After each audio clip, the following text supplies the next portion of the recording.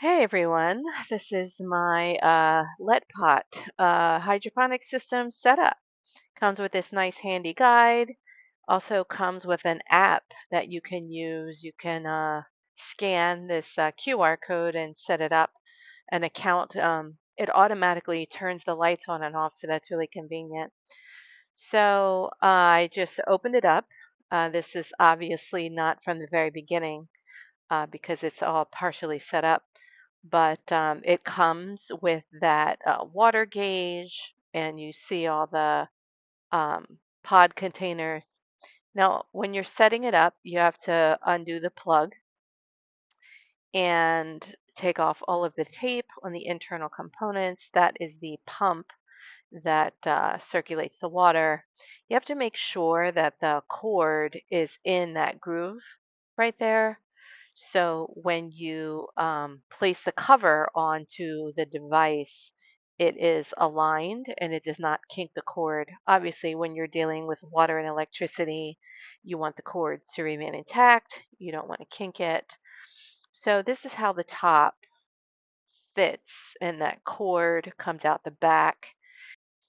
And then what you want to do is just you plug in the pump to the top and then the cord to that bottom section there.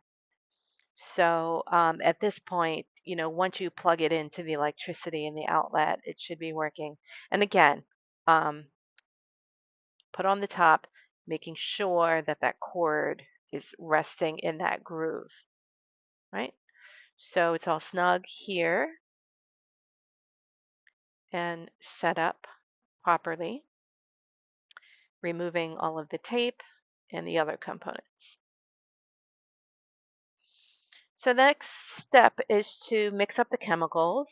This system came with chemicals. It comes with some tablets inside of these bottles with the food, whether it's A or B, and you just unscrew the top, you pour in the water, and then I let it sit for a bit to dissolve, but it required a lot of shaking up to make sure that the tablets are dissolved. You can actually hear them. It's very convenient. So you mix up the chemicals, and then you're going to have to put those, the plant food into the water to fill up the system. Okay. So, but before I did that, what I did was I set up the sponges. So these are holders for the sponges. My goal was to just place them equally throughout the system, so the plants that I have room to grow. This is a bigger unit with 12 holes, but what I will say is that I've grown several rounds of plants in here. It would be tough to put all 12 in at the same time. I don't think the plants would get enough air circulation or light. Um, I guess depending on the plants. But once you put the plastic kind of cradles in, then you add the sponges.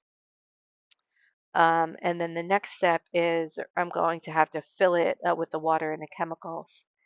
These are little domes to keep the moisture inside. And I'm going to hold off. We're not going to put those on until we actually get our seeds in to the sponges, but that'll come later. So now that the chemicals have been mixed up and I shook the bottles to dissolve the tablets, these came with like a foil on it. So you had to remove the foil and screw on the top. And then it comes with this lid, and you have to measure a certain amount of milliliters for each chemical to put into the reservoir water, right? And so again, I had to take the foil off of the screw top lid there. And if you save the guide, it will tell you what proportion of chemicals that you're going to use or how many milliliters based on how much water you're going to put in. So you can see whether it's 1 liter, 3 liters, 5 liters of water that you're going to put in, how many milliliters of both A and B plant food you're going to put in there. So we just measure carefully the food, dump it into the reservoir container. This is about a liter, I think, maybe a liter, and I think it's a liter um, in that pitcher. So all I did was, just what you see here. I measured out the amount of food. I just dumped it in there because I assume that once I put the water from the pitcher into the reservoir, that would serve as a way to mix it up. So A and B into the reservoir water, and then you open that. That's the cover, and then you just dump the water, the whole liter, in until it fills up. Now, this is the initial setup. You can see right there is a water gauge guide, and we're going to keep an eye on that. So, after two whole pitchers of water, something felt off. So, I went in and was checking. This is the initial setup. So, I checked, and then I just had to, there you go. I just had to give a little bit of adjustment to the water indicator. That is a really useful tool. It does go down as the water levels go down. And from there, you just have to pick your seeds, what decide what you want to grow. It comes with those little stickers. The stickers are because some seeds do not germinate unless it's dark. And then you put the little dome on top to keep the water in. Now, I covered all of the empty holes with the provided covers just to keep all the moisture inside of the system. And there you have it. That's it. So that's your setup for the let pot system.